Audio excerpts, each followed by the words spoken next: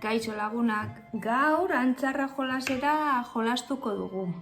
Antzarra berezia izango da. Izkien antzar jolasa. Ikusi, nik prestatu dut.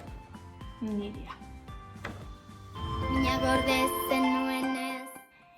Nire antzar jolasan ez ditut jarri izki guztiak.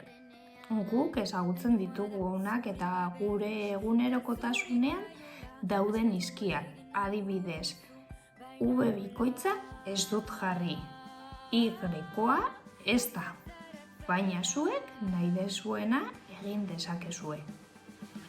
Dado bat behar dugu, nik ez daukadanez, honetan jarriko ditut puntutxoak edo zenbakiak.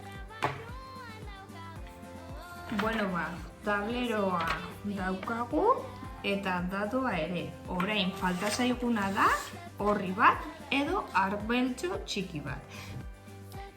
Nik arbela aukeratu dut, bai? Zaindu behar da gure ingurua eta zuhaitzak bizitzen jarraitu behar dute. Beraz, bera ez duta erabiliko, baizik eta arbeltxoa. Bueno, jolasteko prest nago.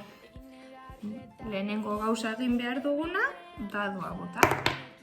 Eta bat tokatu zait. Eta A izkia da.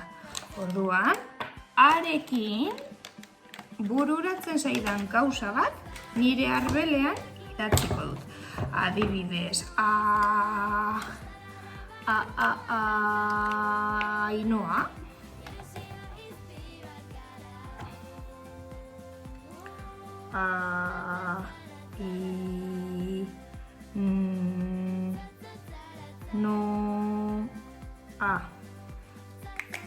Eta berriro botatzera. 3. 1, 2, 3.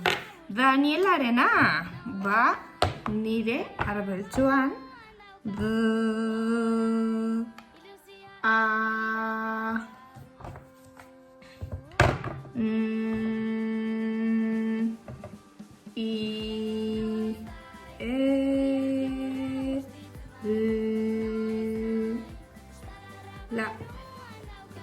bai? Eta horrela jolasten joan behar dugu helmugara heldu arte.